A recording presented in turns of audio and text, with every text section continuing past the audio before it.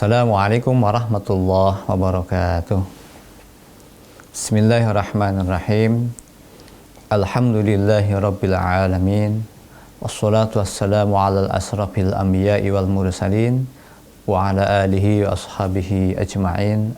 Amma ba'du. Para pemirsa TV-mu yang berbahagia, alhamdulillah wa syukurillah, segala puja dan puji syukur marilah senantiasa kita panjatkan kehadirat Allah Subhanahu wa Ta'ala yang sampai pada kesempatan kali ini masih memberikan kepada kita nikmat taufik serta hidayahnya. Salah satunya adalah dengan dipertemukannya kita dalam sebuah acara tuntunan akhir zaman. Mudah-mudahan kami doakan para pemirsa sekalian dan tentunya seluruh kaum muslimin dimanapun berada bisa senantiasa istiqomah, berpegang teguh terhadap warisan yang sudah disampaikan oleh Rasulullah SAW kepada kita semuanya, yaitu Al-Quran dan Sunnahnya. Salawat dan salam semoga tetap tercurah kepada uswah dan qudwah kita, kepada suri teladan hidup kita Rasulullah SAW, yang mana beliau telah memberikan kepada kita, meninggalkan kepada kita warisan yang sangat-sangat bernilai bagi kita, yang bisa menyelamatkan kita tidak hanya di dunia tetapi juga nanti di akhiratnya. Mudah-mudahan para pemirsa sekalian bisa senantiasa diberikan keistiqomahan dalam beribadah, dalam beramal, diberi keikhlasan dalam setiap apapun yang dilakukannya. Dan hadirin pemirsa sekalian, marilah kita mulai sebuah pembahasan di mana mungkin pembahasan ini adalah lanjutan dari pembahasan-pembahasan yang lain, bisa jadi adalah merupakan padanannya, tetapi tentunya dengan pola dan pendekatan yang bisa jadi tidak sama.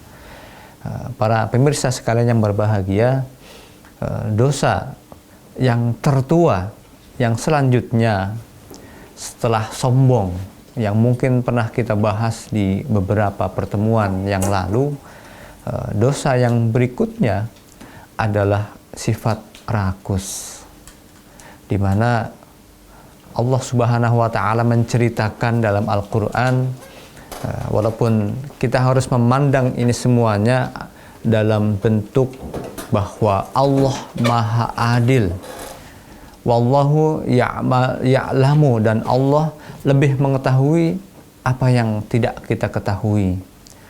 Allah Maha pembuat skenario. Semua kisah-kisah, hal-hal yang terjadi yang diceritakan Allah dalam Al-Quran itu adalah merupakan sebuah ketetapan Allah, yang mana Allah Maha Adil, Allah Maha berkuasa, Allah Maha berkehendak, gitu. Sehingga apapun yang Allah lakukan itu adalah hak prerogatif Allah sepenuhnya. Termasuk ketika Allah Subhanahu wa Ta'ala menggambarkan, menceritakan perbuatan atau kejadian ketika Nabi Adam alaihissalam dan Siti Hawa berada di surga, kemudian turun dari surga ke dunia. Allah Subhanahu wa Ta'ala berfirman, A'udzu billahi minasyaitonir rajim. Wa qulna ya Adam uskun anta wa zawjukal jannah wa kula minha ragadan haitsu syi'tuma wa la taqraba hadhihi syajarata fatakuna minadh dhalimin. Wa qulna ya Adam uskun anta wa zawjukal jannah, dan kami berfirman, kami Allah berfirman, ya Adam, wahai Adam, uskun, ya Adam uskun anta wa zawjukal jannah, diamlah engkau, tinggallah engkau dan istrimu di surga. Wa kula minha ragadan haitsu syi'tuma, dan makanlah makanan apapun yang ada di dalamnya. Jadi Nabi Adam dan Siti Hawa dipersilahkan tinggal di surga dan boleh makan apa saja. Kemudian bagaimana firman Allah yang selanjutnya? Wala taqraba hadhihi syajarata, dan jangan sekali-kali kau mendekati pohon ini. Fatakuna minadh dhalimin. Maka kalau kau dekati pohon ini akan menyebabkan kau termasuk orang-orang yang zalim. Jadi Allah mempersilahkan Nabi Adam alaihissalam dan Siti Hawa untuk makan apa saja, menikmati apa saja fasilitas yang Allah berikan di surga. Hanya satu saja yang tidak Allah izinkan, yaitu apa? Wala taqrabu hadhihi syajarata. Jangan dekati pohon ini, yaitu pohon khuldi. Nah, kemudian di ayat yang berikutnya, Al-Baqarah ayat ke-36, Allah Subhanahu wa taala berfirman, fa'azallahumas syaitan. Singkat cerita, lalu keduanya digelincirkan oleh syaitan. Fa'azallahumas syaitan, digelincirkan mereka berdua oleh syaitan. Anha fa akhrajahuma mimma kana fihi, dan akhirnya mereka berdua dikeluarkan dari surga.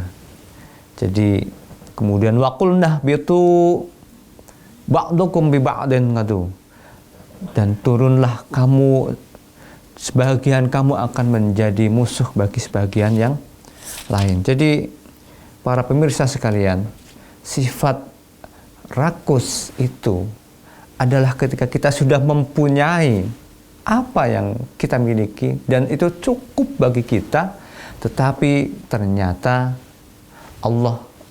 kita ingin yang lain, yang mungkin yang kita inginkan itu sebenarnya tidak begitu kita butuhkan, dan lagi yang kita inginkan itu juga sebenarnya bukan hak kita, tapi kita inginkan itu.